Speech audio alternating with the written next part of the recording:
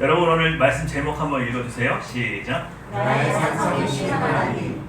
네, 제목이 뭐라고요? 나의 산성이신 하나님. 네, 하나님이 나의 산성이시면 뭐가 좋아요? 네? 지켜주세요? 요새 확보. 뭐라고요? 요새를 확보. 아, 요새를 확보하는 거예요? 우리가 여호와는 나의 산성 이런 표현 많이 보죠? 네. 특별히 오늘 시편에도 여러 번 나오죠? 네. 그런데 여러분 성 안에 살면 뭐가 좋아요?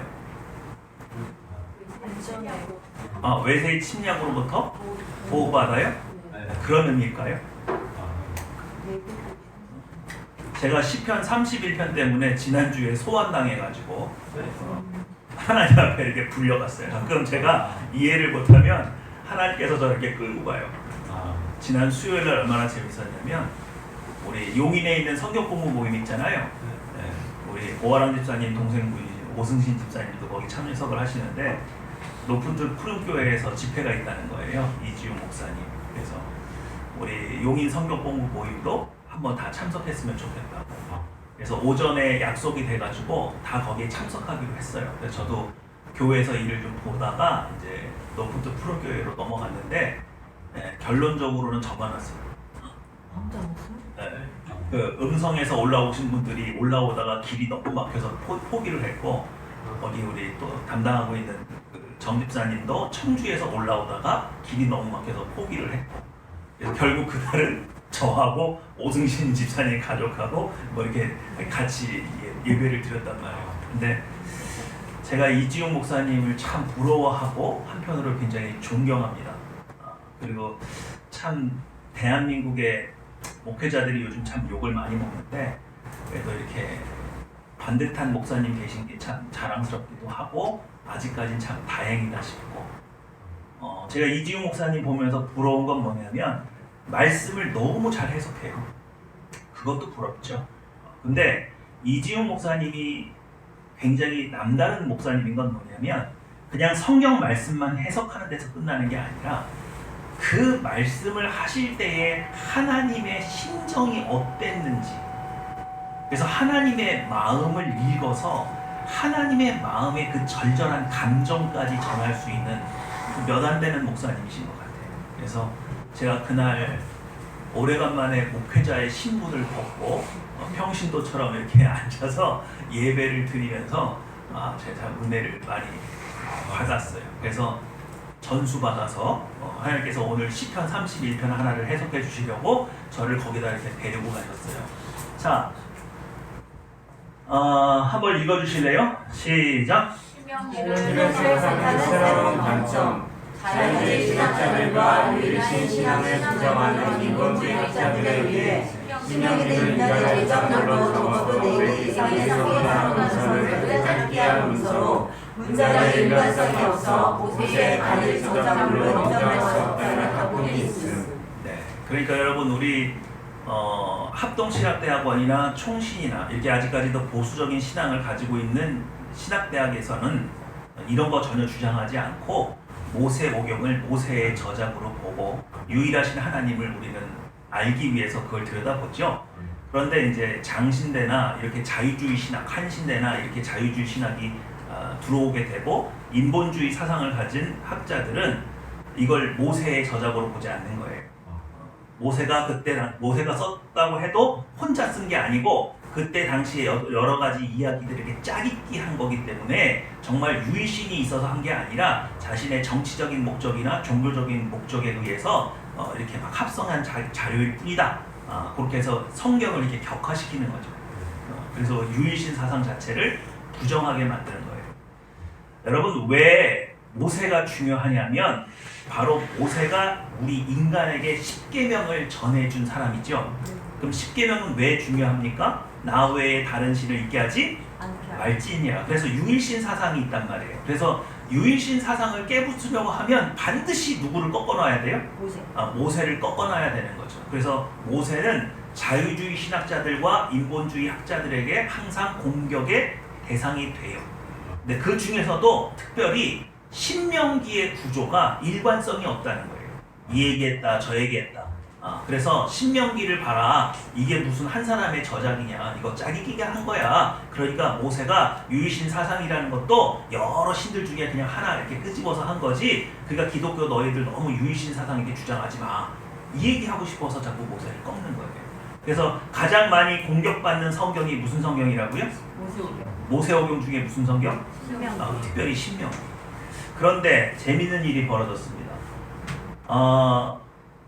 조지 맨들 홀이라는 분이 고대 근동의 역사를 막 이렇게 고고학적으로 발굴하다가 이분이 논문 하나를 썼는데 그 논문이 뭐냐면 고대 근동에 종주권 조약이 있었다는 거예요. 뭐가 있었다고요? 종주권 조약이 뭐예요? 주인과 그렇죠. 주인이 되는 나라와 종이 되는 나라 간에 조약을 맺었다는 거예요. 그 문서 형식이 세 개가 발견이 됐어요. 그래서 그걸 발굴을 해놓은 것을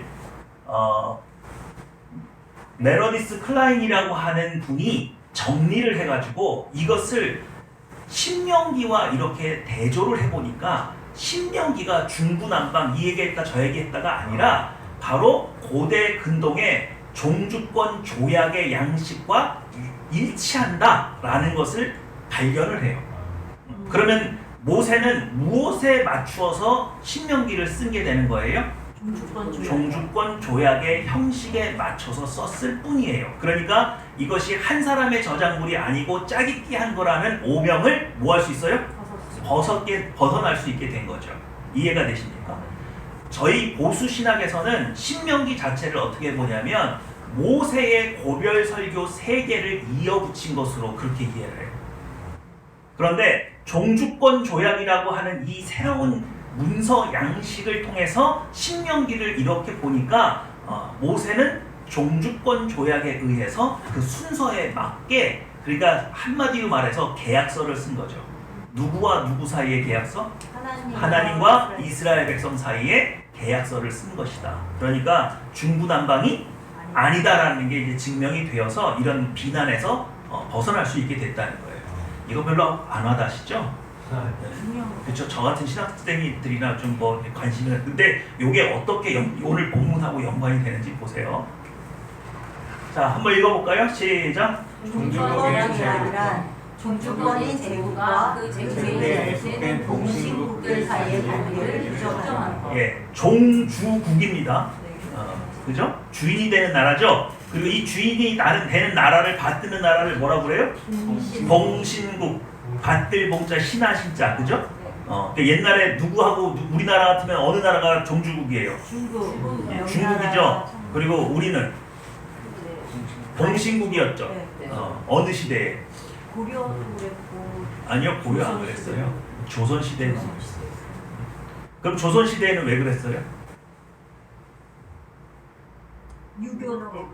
유교 때문에 그랬을까요? 여러분, 박정희 대통령이 누구한테 인정받으려고 그렇게 애를 썼어요? 미국이죠. 미국은 왜 박정희 대통령을 인정 못했어요? 인정 안 했어요? 박정희 대통령이 누구한테 죽었어요? 김재규한테 죽였어요? 김재규는 누구의 사주를 받았어요? 미국이에요. CIA잖아요. 그러니까 결국은 그 미국 입장에서는 이승만 대통령은 친미잖아요. 근데 이제 자기를 따르는 대통령을 암살한 거 아닙니까? 그리고 쿠데타를 일으킨 거잖아요. 그래서 정권을 잡은 거잖아요. 그러니까 얘네를 인정할 수가 없죠. 그래서 박정희 대통령은 미국의 인정을 못 받으면 위로는 북한이 있고 미국에서 보호해주지 않으면 대한민국의 정권을 유지할 수 있어요, 없어요? 그래서 전전긍긍했단 말이에요.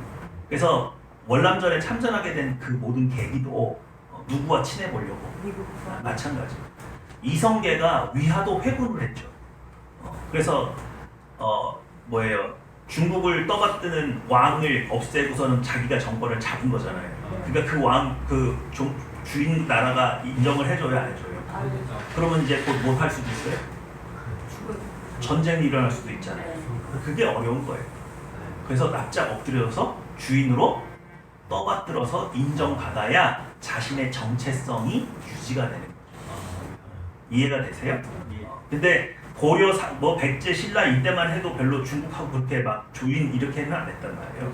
그러니까 조선 왕조 500년 동안에 이런 일이 좀 있었던 거예요. 그래서 우리가 자꾸 중국을 떠받드는 사상을 뭐라 그래요? 사대주의라고 하잖아요. 그러니까 그거는 조선 왕조 500년에만 있었던 일이란 말이에요. 자, 어쨌든 이런 주인이 되는 나라와 신하가 되는 나라가 있는데 그거를 봉신국이라고도 하고 종속국이라고도 하고 뭐 이렇게 좀 표현이 많아요. 어쨌든 이런 조약이 있다는 걸 아시죠? 이제는 자 읽어주세요. 고대 시작. 고대 히타이트 제국과 그에 속된 종속국 군주들 사이에 맺은 정치적 계약이 성경의 언약과 많은 유사성이 있음이 밝혀졌다. 자, 우리 여러분 그 옛 본서 가나안 7쪽 공부했었죠? 네. 히타이트가 조상이 누구예요? 천리문화니까 네. 히타이트의 조상이 이름 비슷한 비슷한 거죠. 그렇죠. 해쪽 속에. 네. 해쪽 속에서부터 이제 히타이트 제국이 나오는데 이때 그 주변의 종속국들과 맺었던 이 정치적인 조약이 발견이 된 거예요. 아까 맨들홀이라고 하는 그 사람이 이걸 발견을 해가지고 논문을 써서 그리고 아까 그 클레멘트라고 하는 그 신학자가 신명기하고 이렇게 대조를 해보니까 양식이 완전히 일치하더라. 자, 특징은요. 첫 번째 1번이에요. 조건적 조약이에요. 조건이 있다는 거에 없다는 거예요. 있어. 무슨 조건이 있을까요? 말 들으면 보여주고 말 안 들으면 때 되면 아. 갖다 바치고 그렇죠. 조공이 있어야죠. 내가 요구하는 모든 것들을 다 네. 들어줘야 돼요. 안 주고 어떤 나라가? 봉신국이, 종속국이. 그죠? 그러니까 종주국 마음대로 뭐 요구할 수 있죠? 그렇게 종주국이 종속국한테 그렇게 마음대로 요구할 수 있는 이유가 뭐예요? 살려주니까요. 그렇죠. 쑥대밭을 만들어 놓고 전쟁에서 이길 때에만 종속국이 되는 거죠. 그러니까 힘이 없으니까 종속국이 된 거지 힘이 있는데 종속국 되겠어요? 그럴 리는 없죠. 그러면 종주국은 아주 많은 걸 요구해요? 적당히 요구해요? 많은 걸 요구해요. 왜요? 죽이는 대신. 죽이는 대신이니까? 여러분, 주인인 나라는요, 다시는 이 나라가 스스로 힘으로 일어날 수 없길 원해요. 반란을 일으키면 안 되잖아요. 그러니까 혹독하게 조공을 요구해요. 그러니까 농사를 지어서 그 나라에 뭐 예를 들어서 1000섬이 나온다. 그럼 몇 프로를 떼어가요? 990. 그렇죠. 거의 90% 이상을 떼어가는 거예요. 그래서 그 나라가 다시는 경제적인 것을 기반으로 우리 종주국에게 대들 수 없게끔 만드는 거예요. 이해가 되시죠? 그러니까 옛날에 조공은 뭐 그래 적당히 한 30%만 보내 너들도 먹고 살아야지 이런 개념이 아니에요. 그러니까 전쟁에서 한번 지면 사실상 상대 나라는 거의 뭐만 한 거예요? 그 우리 조폭 영화에 유명한 대사가 있어요. 숨만 쉬게 해줄게. 딱 그 표현.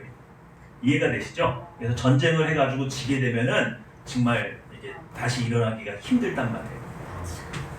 자, 2번 시작. 상과 머리 주제하며 죄악을 방해하며 그에 따른 치명적인 결과를 낳다는 네, 치명적인 결과는 뭐예요?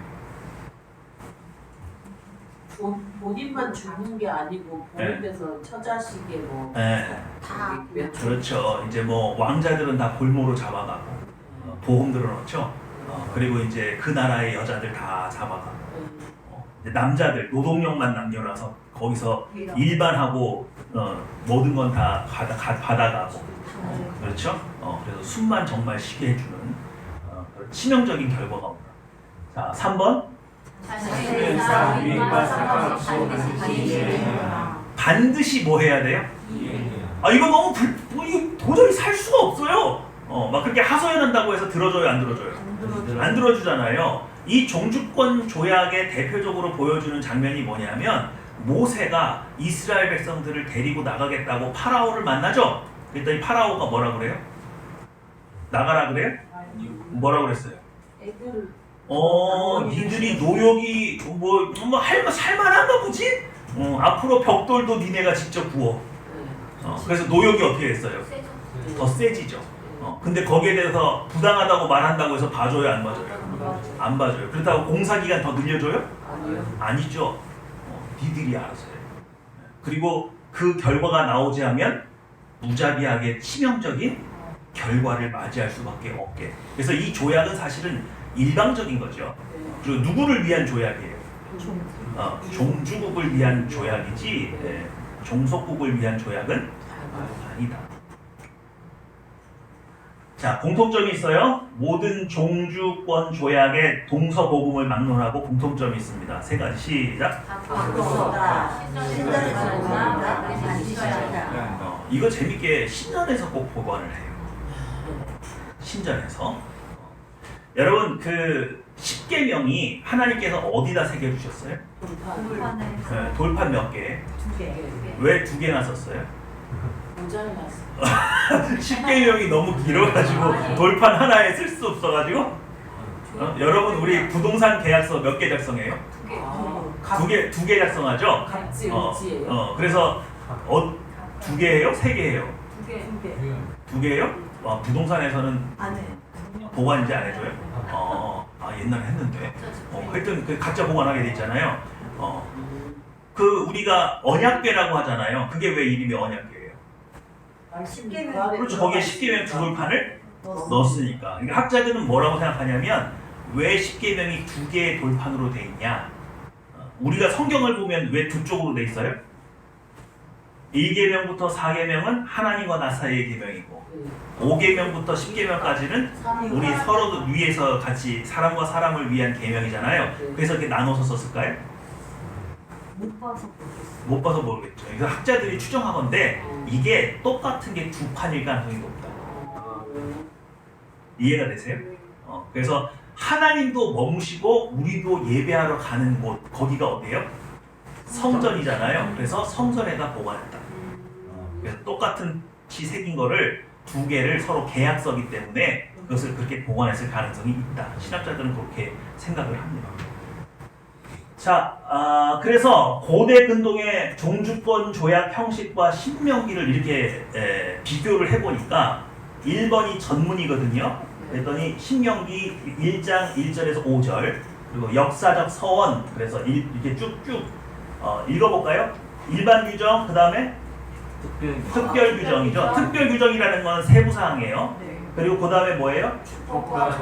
그 다음에 언약의 사장 그 다음에 진리. 그 다음에 언약의 낭독과 그 다음에 회자. 그 다음에 언약의 연속. 요 구조하고 딱 맞아 떨어지더라. 이해가 되시죠? 자, 그런데 재밌는 거는 일반 규정에 뭐가 포함되어 있어요? 10계명. 요거 중요한 거예요. 꼭 기억해 주세요. 무슨 규정에 포함되어 있다고요? 일반 규정. 일반 규정에 뭐가 들어가 있다? 10계명. 10계명이 들어가 있더라. 자, 그래서 이렇게 보니까 신명기의 모든 양식이 고대 근동의 종주권 조약 형식과 완전히 일치하더라 안 하더라? 한다. 그걸 여러분도 이제 보셨겠죠? 그래서 나중에 신명기를 요 관점으로 한번 읽어보세요. 그럼 이게 계약서구만 이렇게 이해가 되실 수 있어요. 자, 그런데 나라와 나라 사이에만 주인 나라와 종노릇하는 공신국 간에만 이 조약이 있는 게 아니라 옛날에는 성주와 누구도 소장농 사이에서도 이런 종주권 계약이 있었단 말이에요. 자, 어떻게 계약했는지 볼까? 1번 시작. 문자권의 실판을 서술해서 산다. 70%에서 몇 프로? 그럼 나 몇 프로 남아요? 20에서 30% 남죠? 근데 그 밑에 보면 10%는 뭘 해요? 그리고 5%는 뭐네요? 그럼 나 얼마 남아요? 아이고. 10% 남고 10%에서 15%에서 15% 남죠? 그럼 먹고 살아요, 안 살아요? 네? 먹고는 살죠. 그러니까 풍족하게 먹고 사는 거예요. 겨우 먹고 사는 거예요. 그게 아까 조폭이 뭐라고요? 숨만 쉬게 해줄게. 그러니까 나라와 나라 사이의 종주권 조약도 참 박하고 그렇지만 개인과 성주 사이에서 맺었던 이 종주권 계약도 못지않다. 이해가 되시죠? 그러니까 이게 되게 힘든 거예요. 자, 그런데 3번 볼까요? 시작. 프리마 노테가 뭐예요? 영주한테 시집가기 전에 먼저 그 그렇죠. 초야를 치르는 거를 초야권이라고 했죠. 그래서 이 초야권을 배경으로 해서 나온 영화가 뭐예요? 멜 깁슨 주연의 브레이브하트라는 영화예요. 그게 바로 이 초야권 때문에 일어났던 이야기를 영국에서 그 실존 인물이죠. 윌리엄 윌레스라고 하는 스코틀랜드의 독립투사죠. 이 초야권도 있어요. 인정해줘야 돼요. 그리고 또 뭐도 해야 돼요? 전쟁이 나면 어떻게 해요? 농사 짓다가도 불려가고 또 성이 무너지면 다시 보수하는 일도 소장농이 다 해야 되니까 농사도 져야 되고 나라도 지켜야 되고 무너진 거 있으면 보수도 해야 되고 그러니까 이게 소장농으로 사는 게 쉬워요, 어려워요? 어렵죠? 그럼 이거 왜 해요? 네? 아니 소장농 안 하면 되잖아요. 계약서 안 쓰고 종 안 하면 되잖아요. 네. 그러니까 우리가 이 계약서를 보고 우리가 깨달아야 되는 건 뭐냐면 이런 거예요. 일반 농민이 왜 이런 불합리한 계약을 할 수밖에 없었느냐? 성 밖에 살면요 도적대가 너무 많아가지고 살 수가 없어요. 도적대가 한번 지나가면은 그냥 물건만 뺏어요? 다 죽여요. 그러면 가족을 지켜야 되는 가장 입장에서는 이 계약서에 사인하는 그 순간부터 중노동이 예약돼 있죠. 그리고 자신의 딸들은 다 어떻게 돼요? 초야권으로 뺏기게 돼 있죠. 그러니까 이게 웃긴 게 뭐냐면 어떤 성주가 있는 성에 들어가잖아요. 그러면은 그 동네의 첫째 아들은 다 누구 닮았어? 네? 누구 닮았어요? 성주님 닮았어. 희한해. 그 동네에 좀 비스무리한 애들이 좀 많아. 그 이유가 뭐예요? 초야권 때문에 그럴 수 있잖아요. 이런 능력? 이런 수치? 이런 거를 감내하고 굳이 어디에 들어가서 살고 싶은 거예요? 성 안에 들어가야 성주가 가지고 있는 군사력에 의해서 목숨을 유지할 수 있다는 거예요. 이해가 되세요? 네. 그러면 여러분 이게 왜 우리가 성경 말씀을 이해하는 데 도움이 되느냐? 여러분 이거는요 이렇게 돼 있는 거예요. 다시요. 이거는 성주를 위한 계약이에요? 소장농을 위한 계약이에요? 성주를 위한 계약이죠. 그런데 성주가 이렇게 배짱을 부리면서 이렇게 노동력을 착취하는데도 굳이 성 안에서 살 수밖에 없는 소장농의 긴박한 상황이 있단 말이에요. 이게 무슨 말이냐면 모든 걸 다 내놓으라고 해도 뭐 할 수밖에 없어요? 다 줘야 돼요. 뭘 부지하려면? 목숨을 부지하려면 이해가 되세요? 그렇게 절박한 상황이기 때문에 성주한테 찾아가서 제발 제가 우리 가족들하고 어디에서 살게 해주세요? 성 안에 들어가서 종로를 타면서 살 수 있게 해주세요를 요구했다. 이해가 되시죠? 그래서 이게 요구가 됐단 말이에요. 네? 이런 절박한데 그러니까 목숨을 구원하기 위해서 무슨 요구에도 다 뭐 할 수밖에 없는 상황? 들어줄 수밖에 없는 절박한 상황 때문에 이 계약서에 계약을 한단 말이에요. 여기까지 이해하신 거죠? 네. 시작. 여러분, 여러분이 이제 목숨 하나 부지하려고 성주이신 예수님을 찾아왔어요. 그 예수님이 종주권 계약서를 내밀고서는 사인하래요. 해야 돼요, 안 해요? 해야 되죠? 그럼 이제부터 이제 누가 주인이에요? 바로 그거예요. 이제 누가 주인이에요? 예수님이 주인이죠? 그럼 여러분은 뭐예요? 종이잖아요. 소장농이잖아요. 그런데 여러분이 운이 되게 좋았어요. 무슨 운이 좋았느냐? 이 세상의 모든 성주는 아까처럼 70에서 80%를 걷어가고 세금으로 떼가죠? 근데 예수님은 여러분에게서 몇 프로 떼어가요? 10분의 1. 네? 11조 되잖아요, 여러분. 10분의 1 걷어가잖아요. 이건 그때 당시에 있는 계약이에요, 없는 계약이에요? 없는 계약이에요, 없는 계약. 미친 거예요. 누가 잠깐 돌았어요? 예수님이 돌았어. 우리 가끔 길 가다가 플랜카드 보이죠? 우리 사장님이 미쳤어요. 몇 프로 할인? 70% 할인. 막 이렇게 써 있는 거하고 똑같은 거야. 너 살다 이런 성주 몇 프로 달래요? 10% 달래요. 90%는 네가 갖고 몇 프로만 달래? 10%만 달래. 그 귀를 후비는 거야. 아, 그러니까 지방세 10% 말씀하시는 거죠? 아니, 우린 지방세 자체가 없어. 아, 그래요? 혹시 그럼 뭐 관리비 말씀하시는 거예요? 아니야, 우리 관리비도 없어. 에? 얼마를 가져가시냐고? 얼마를 내냐고요? 그냥 10%만 내고 9%, 90%는 네가 가져. 예? 그리고 초약권 요구해요? 안 하잖아요. 예? 이해가 되세요? 그러면 시작. 십계명을 지킬 시대가 중요하다. 애국이 아닌 방해에서 주심. 구원의 조건이 아니라 구원받은 성도의 삶의 기준으로 주심. 여러분, 만약에 하나님께서 이 10계명을 구원받기 이전, 출애굽하기 이전 이스라엘 백성들에게 주셨다면 10계명은요, 이 10계명을 지키는 사람만 하나님이 데리고 나가시는 거예요. 이해가 되시죠? 그런데 이 10계명을 언제 주셨어요?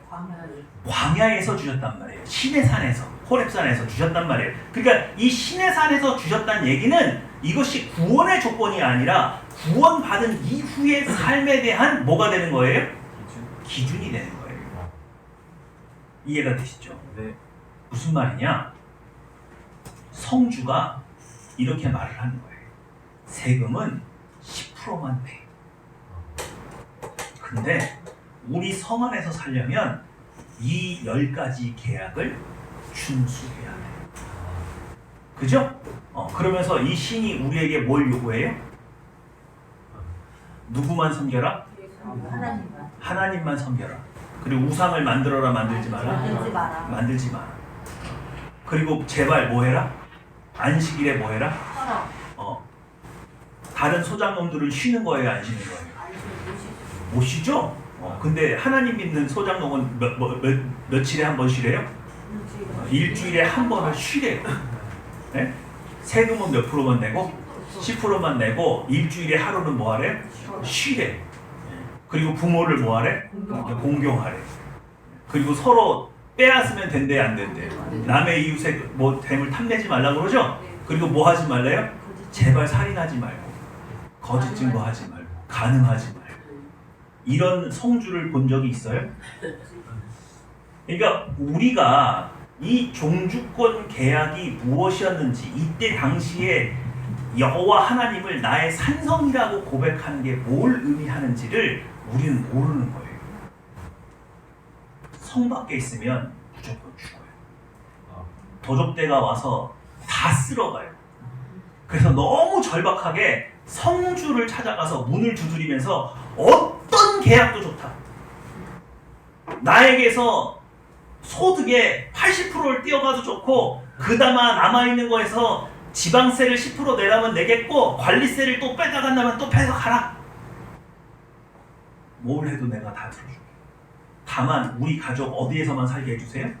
성 안에 들어가서 살게만 해주세요. 이게 종주권 계약이에요. 이해가 되세요? 네. 그러면 여러분에게 성주가 원하는 게 있어요. 그게 뭐예요? 이 세상 성주 말고 하나님이 삶의 태도를 바꾸라는 거예요.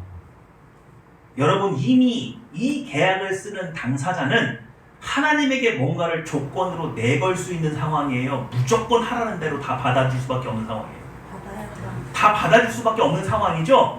그런 절박한 심정으로 여러분이 구원을 받은 거라 이거예요. 이해가 되십니까?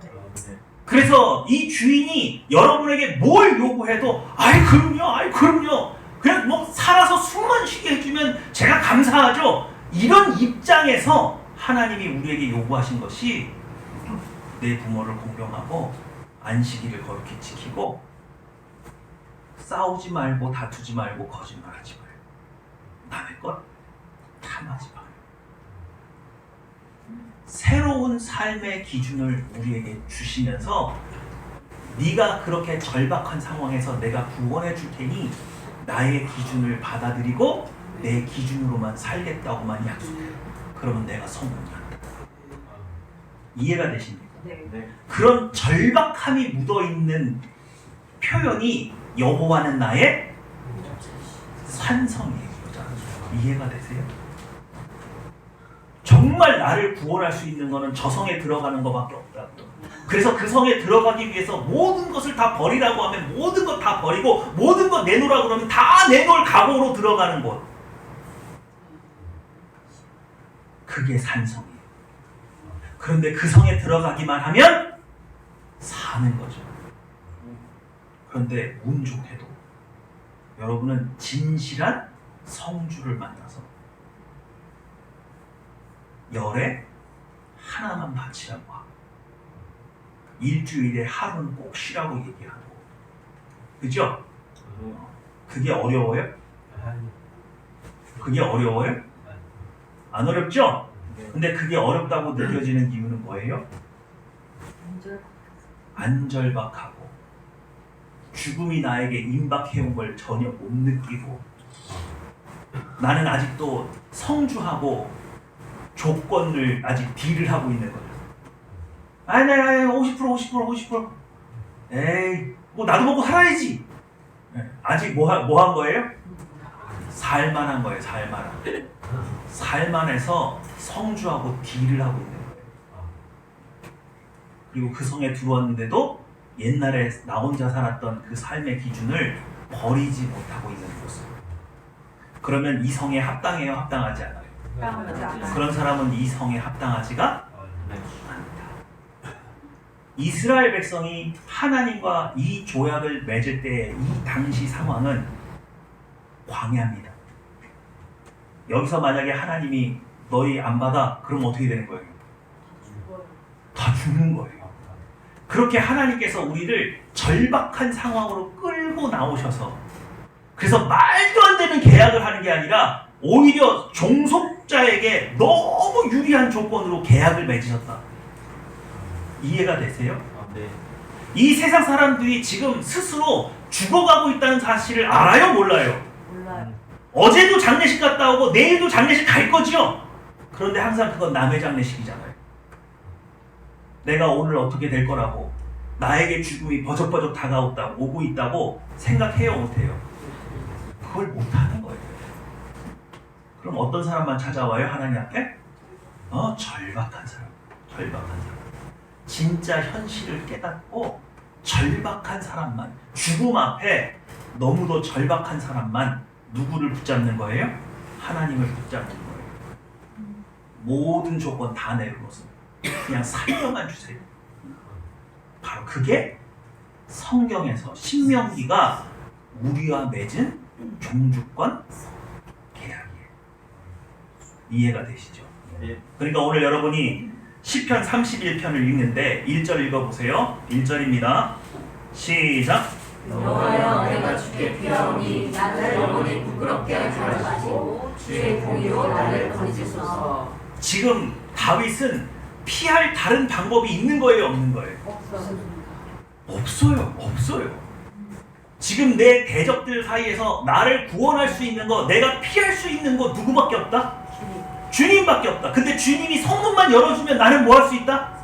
살 수 있다. 그래서 하나님이 지금 나한테 뭘 요구해도 나는 무조건 다 들어줄 수밖에 없는 절박한 상황에서 하나님 앞에 나온 거예요. 진짜 어떤 사람이 구원받는지 아시겠어요? 내 인생이 죽어가고 있다. 여러분, 생물학적으로요, 사람은요 20살 때까지만 사는 거예요. 제 말이 맞아요, 틀려요?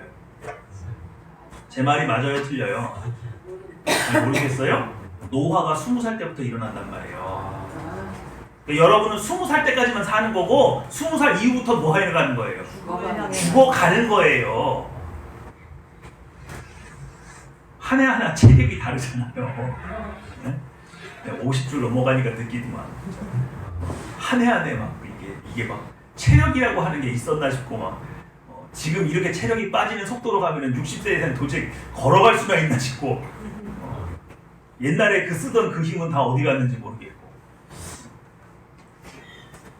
20살 이후부터는요 노화라는 게 시작돼요. 죽어가는 살아가고 있는 게 아니에요. 자, 오늘 시편 말씀에 여러분 우리 키아즘으로 분석을 하면 총 24절입니다. 그럼 몇 절이 반이에요? 12절이 반이죠? 그러면 1절하고 호응하는 절이 13절이겠습니까? 24절이겠습니까?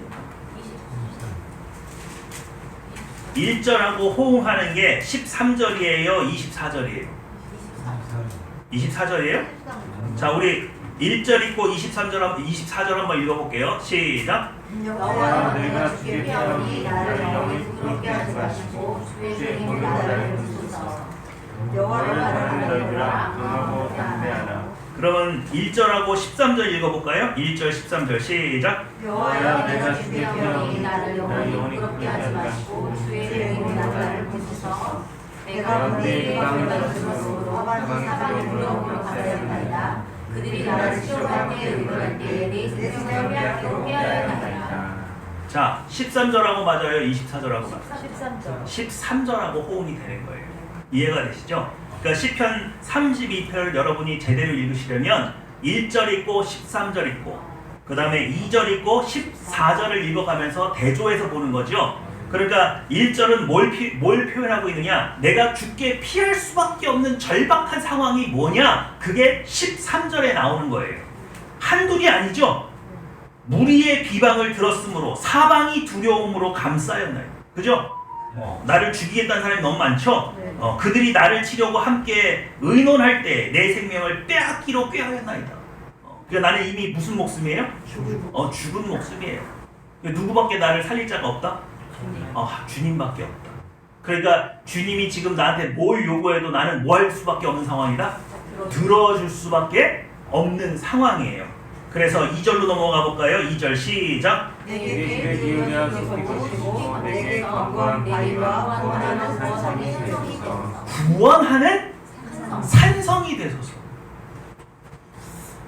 종주국 조약이 있었던 소장농과 성주의 종주 계약이 있었던 이 시절에 다윗이 하나님을 향해서 구원할 산성이시라고 나의 구원할 산성이 되어달라는 그 얘기는 나 모든 것 다 포기하니 제발 뭐만 살려주세요? 목숨만 살려주세요. 저에게 뭘 요구해도 저는 다 들을 준비가 되어 있습니다. 그 뜻이잖아요. 맞아요? 틀려요? 14절 시작! 여호와여 그러하여도 나는 주께 의지하고 말하지만 주는 내 하나님이시라 하나이다. 그러니까 주님은 내 하나님이시잖아요 라는 말은 다윗에게 곧 무슨 말하고 똑같은 표현이에요? 주님은 저를 구원하실 산성이시잖아요. 이거하고 같은 표현이에요. 우리 3절까지만 보겠습니다. 3절 시작! 주는 나의 반석과 산성이시니 그러므로 주의 이름을 생각하셔서 나를 인도하시고 주옵소서. 15절 나의 앞날이 주의 손에 있사오니 내 원수들과 나를 핍박하는 자들의 손에서 나를 건져주소서. 자, 15절에 나를 핍박하고 내 생명을 취하려고 하는 이 원수들에게서 나를 건져주시는 방법이 뭐예요? 산성이 되어주시고 산성이 되는 게 뭐 어떻게 나를 구원해? 막 성이 움직여? 하울에 움직이는 성이에요? 어떻게? 또 하나님은 산성이시라고 하면 물리적으로 이렇게 뭐 나를 지켜주는 뭐 이게 쉴드를 쳐주시는 거예요? 그게 아니잖아요. 그렇죠. 3절에 이렇게 되어 있잖아요. 주는 나의 반석과 산성이시니 그러므로 주의 이름을 생각하셔서 나를 뭐하고? 인도하시고 뭐하고? 지도하신다. 하나님이 나의 산성이 되어주신다는 것은 여러분이 물리적으로 무슨 이렇게 쉴드, 방패 같은 게 팍 쳐져가지고서 악한 사람이 오면 막 그걸 막 물리치고 그런 개념이 아니라 살 수 있는 길로 인도해 주신다. 그리고 나를 뭐 해주신다고요? 지도해 주신다고요. 그래서 여호와가 나의 산성이시면 적들이 나를 찾아요? 못 찾아요? 못 찾아요. 못 찾아요. 사방이 에어싸인 것 같은데 숨 쉬고 살아날 길이 보이는 거예요. 믿으십니까? 그러니까 여러분이 막 머릿속으로 여호와는 나의 산성 그러면 막 머릿속에 막 산성 떠올리고 막 그게 이게 어떻게 나를 구원하신다는 거지? 나를 갑자기 뭐 어디 저기 뭐 제주도 같은 데다 이렇게 도망시켜 주시나? 사람들이 나를 못 찾는 대로 막 어떻게 나를 감춰주시나? 그런 개념이 아니라 그 모든 악한 계획에서 벗어날 수 있도록 뭐 해주시고 인도해 주시고 잘못된 걸 뭐 하시고 지도해 주셔서 고쳐주셔서 이 위기를 벗어날 수 있게 해주신다는 거예요. 실질적인 방안이 여기 나오잖아요. 그러니까 이렇게 대조해서 읽으시면 여러분이 하나님이 나의 산성이 되어주신다는 개념이 여러분에게 든든하게 와닿게 되는 거예요. 이해가 되시죠? 자, 그런데 여러분 19절이 굉장히 중요한 절이에요. 19절 보세요. 시작. 주를 두려워하는 자를 위하여 쌓아두신 은혜 곧 주께 피하는 자를 위하여 인생 앞에 베푸신 은혜가 지지요. 여러분 산성에 도달했어요. 나는 가족들을 데리고 도적대를 피해서 내가 지금까지 일군 밭과 내가 정말 죽을 힘을 다해서 산에서 나무에서 지은 집 모두 다 뭐 했어요? 버려뒀죠? 그리고 가족들의 생명을 살리기 위해서 지금 성 앞에 있어서 성주님한테 성주님 한 번만 살려주세요.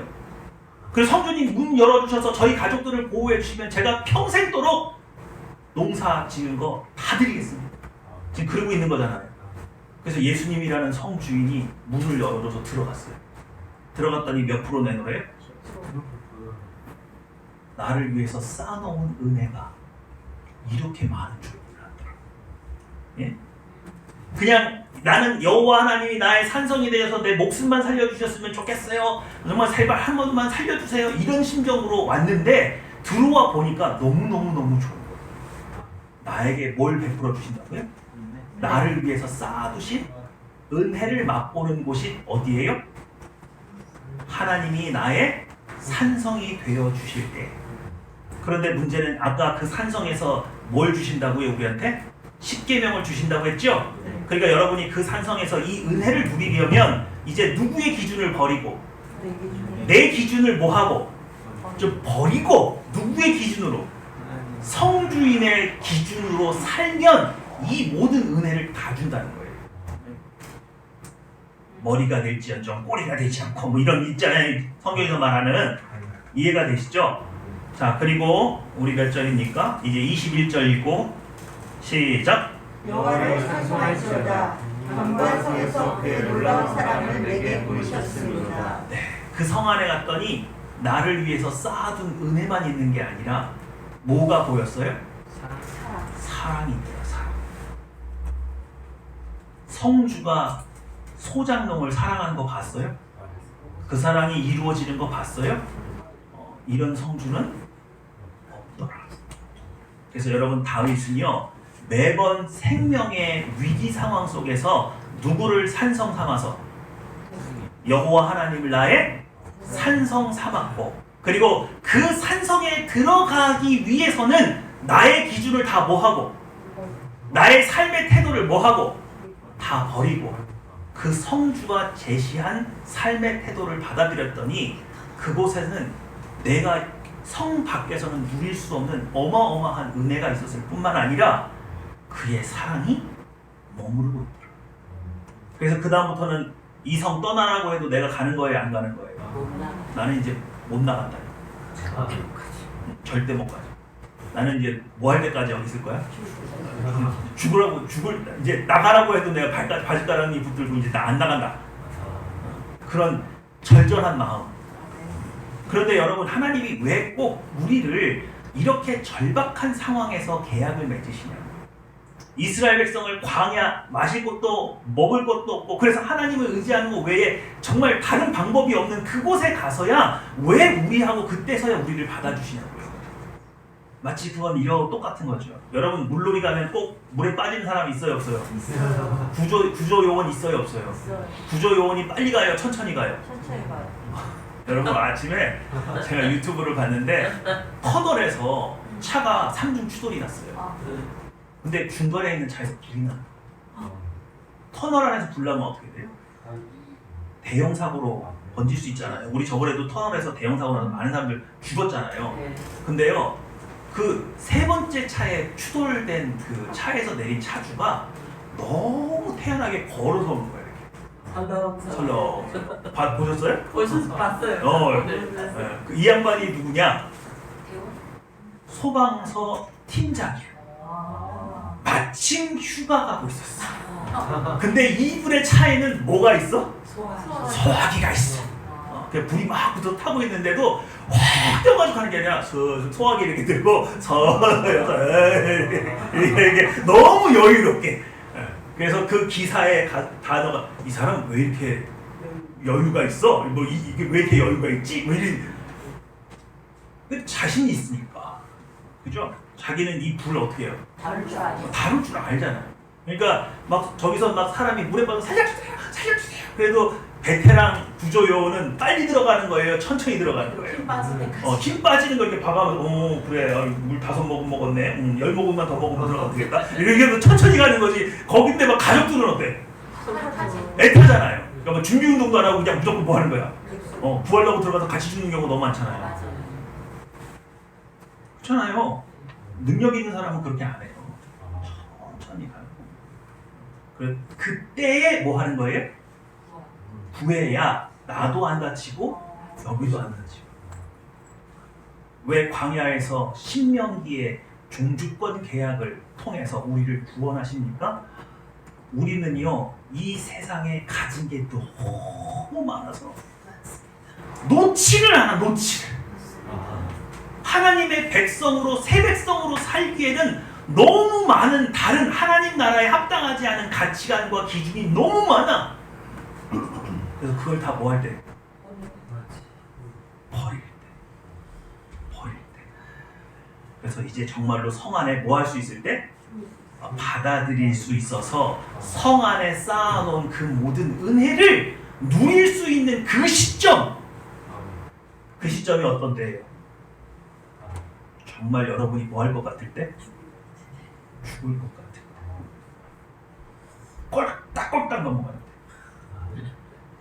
전에 막 잘 먹고 잘 살 때, 야, 그거 나하고 안 맞으니까 너 내 그거 내놔. 안 돼요! 하나님은 나한테 어쩜 할 수가 있어요? 요러고 같이 또 다 하려고 그러고, 천지를 창조하셨다고 이렇게 쪼잔하다고 막. 그래서 절대 못 준다고.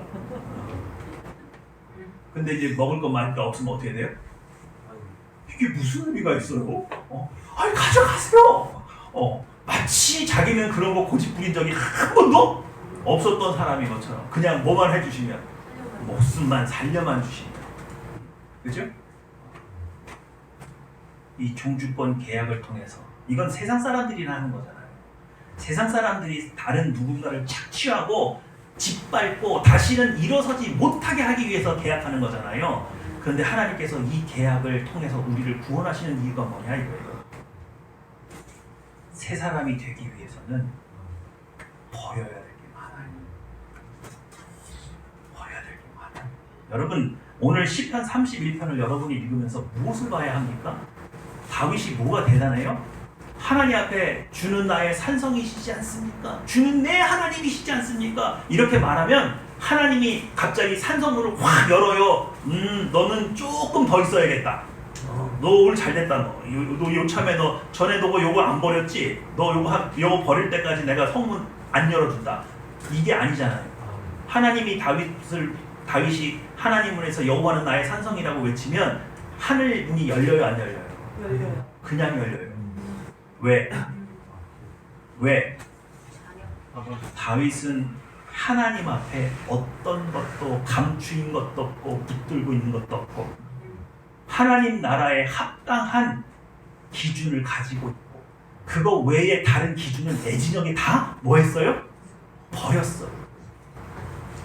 그래서 하나님이 다윗이 외치면 그냥 품는 거예요. 하나님의 능력이 곧바로 나타나는 거예요. 믿으십니까? 네. 여러분이 시편 31편을 읽으면서 그걸 바라볼 수 있어야 돼요. 마치 제가 목사인데 이지훈 목사님 설교를 이렇게 들으면서 설교를 해석하면 그건 나도 할 수 있어. 근데 내가 못하겠는 게 있어. 이 말씀을 어떤 감정으로 하나님이 하셨냐고요. 그 절절함이 그에게서 나오더라고요. 여러분, 전에도 제가 간증한 적이 있는데 우리 교회 철산동에 있을 때 월세 내기 힘들었을 때 고목사하고 제가 기도 갔잖아요. 갈매산 기도. 금식하면서 기도했단 말이에요. 근데요, 어떤 목사님이 와서 설교 더럽게 못하더라고. 앞뒤가 하나도 안 맞아. 근데 또 설교가 짧지도 않아. 설교 못하는 목사가 설교 시간이 길어 그냥. 그 하나님 음성에 막 귀를 기울이고 지금 나는 너무 급해가지고 막 절절 말고 있는데 앞뒤가 하나도 안 맞으니까 머리가 너무 아픈 거예요. 근데 그 목사는 더 못 견디는 게 있나 봐. 저보고 그래요. 목사님 저게 어떻게 저게 설계해요? 그래서 막 열불 광분해가지고 얼굴 시뻘개져 있어요. 근데요 본문을 보니까 본문 속에 답이 있더라고요. 예배 끝나고 그 목사하고 제가 나오면서 목사님 하나님 음성을 하나도 못 알아듣겠어요. 아니다.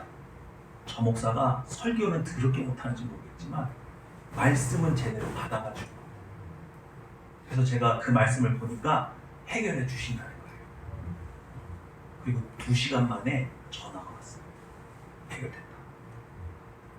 네? 여러분 목사가 하나님의 음성을 듣는 게 먼저예요? 해석하는 게 먼저예요? 들어야 해석할 거 아니에요. 해석을 안만 잘하면 뭐해요? 그래서 여기서 너무 강해를 했어. 네, 막. 다 놀라워. 아, 거기에 그렇게 깊은 뜻이 있어서 그래. 근데 하나님이 무슨 어떤 절절한 심정으로 나한테 무슨 말을 하고 있는지가 없어요. 그럼 여러분 하나님한테 인도받고 지도받을 수 있어요? 이지용 목사님이 이런 얘기를 하더라고요. 이스라엘 백성에 레위 지파 사람 제사장들이 있을 거예요. 그 제사장들이 각 지파로 흩어져 있는데 분명히 어떤 제사장은 인품도 훌륭하고 외모도 좋은데 말씀도 잘 전해요. 그런 제사장 있어요 없어요? 그런데 그 줄 중에서는 외모도 별로고 말도 잘 못하고 그런 제사장이 있을까요 없을까요? 있을 거다. 있을 거다. 그런데 하나님의 메시지를 제대로 전할 수 있으면 그 말의 어눌함을 문제 삼으면 안 돼요. 믿으십니까? 여러분 우리가 하나님의 음성을 들었냐고요. 여러분 오늘 예배를 드렸잖아요. 그래서 하나님을 만났잖아요. 그래서 그 하나님이 여러분을 지금 칭찬하고 격려하고 계세요. 여러분에게 경고를 하고 계세요. 화가 나셨나요? 나 예배 드렸는데 모르겠는데? 예배 안 드린 거예요. 제 말이 무슨 말인지 아시겠어요? 네. 우리가 예배라는 걸 통해서 하나님을 만나는 이 시간에서차 하나님이 지금 나한테 진노하셨는지 나를 격려하시는지 위로하시는지를 내가 모르고 간다면 이 예배가 여러분에게 무슨 의미가 있어요? 성경 말씀이 안 좋은 말씀이 어디가 있어요? 근데 그 모든 말씀을 다 읽었는데 정작 나를 향하신 하나님의 음성을 내가 몰라서 경고를 경고로 받아들이지 못하고 칭찬을 칭찬으로 받아들이지 못하고 위로를 위로로 받아들이지 못한다. 신앙이 성장할 수 있습니까? 신앙이 성장할 수 있어요? 제가 이지호 목사님 좋아하는 건 딱 하나예요. 신학을 위해서 신학하는 게 아니라 신앙을 위해서 신학하는 거예요. 그 많은 신학적인 지식이 신학적 논쟁을 통해서 내가 이렇게 신학적으로 대단한 사람이야를 뽐내는 게 아니라 오늘 이 본문을 통해서 하나님이 누구를 위로하시기 원하시고 얼마나 절절한 심정으로 여러분을 붙들고 있는 줄 압니까? 그 음성 들을 수 있어야 돼요. 믿으시죠? 오늘 시편 31편의 말씀 여러분에게 다시 보이기 원합니다.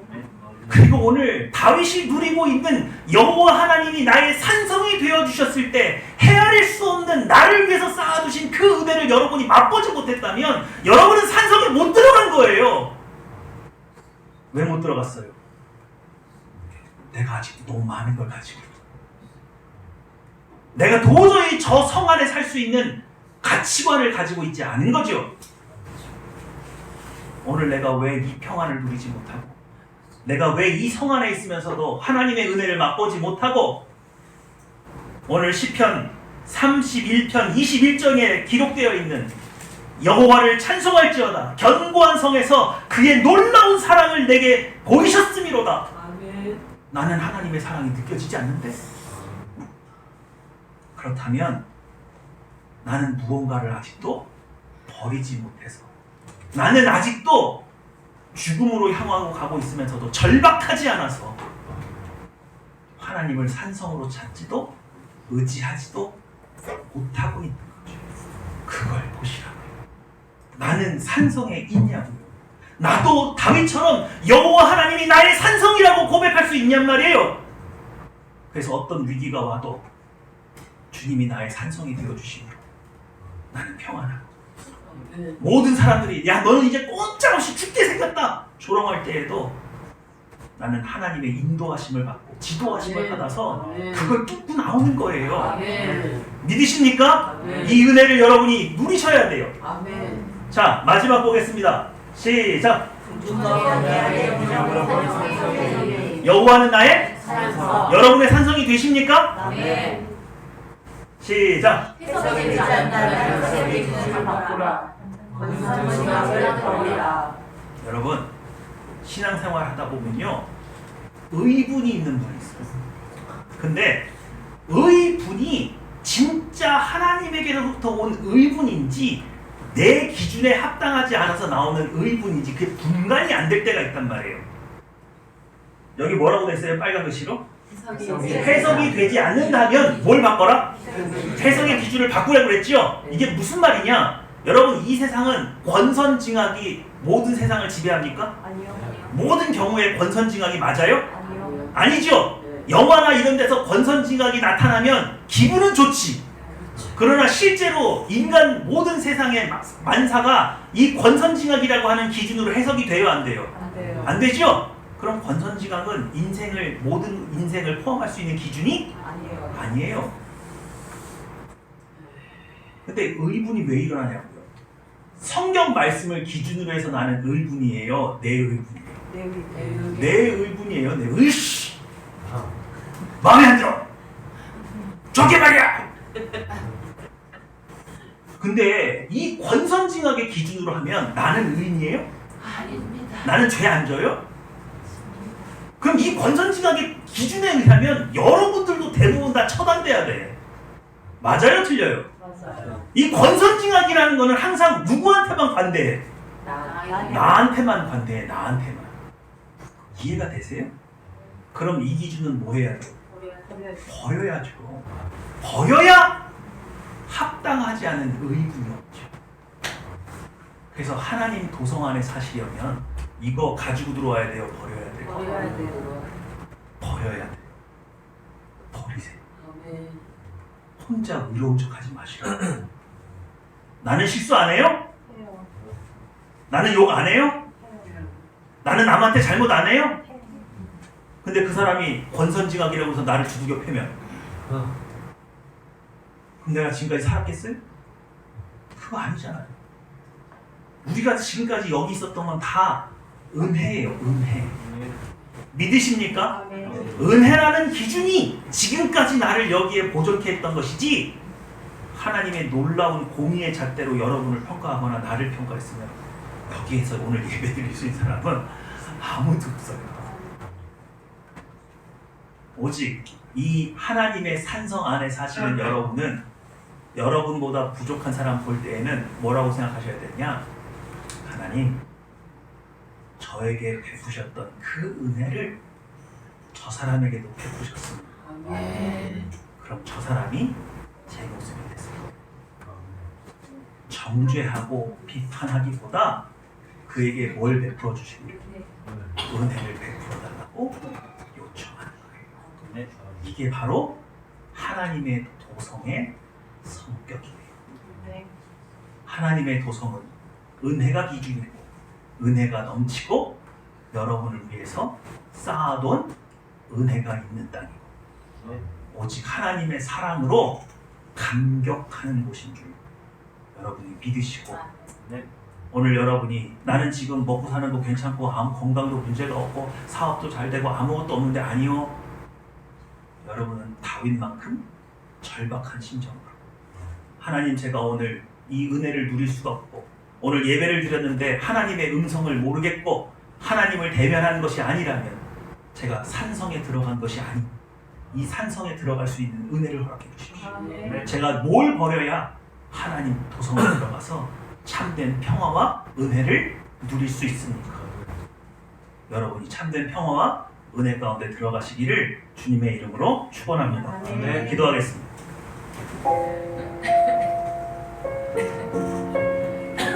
마음에 가득한 의문을 버리고 은혜 앞에 나오시고 은혜로 살아가시고 은혜로 다른 사람을 바라보시고 오늘 이 예배를 통해서 하나님의 인도하심과 지도하심이 저의 삶 가운데 나타나서 저를 제발 구원해 주십시오. 저를 인도해 주십시오. 생명으로 나가게 해 주십시오. 주님의 산성으로 인도하여 주시옵소서. 기도하겠습니다.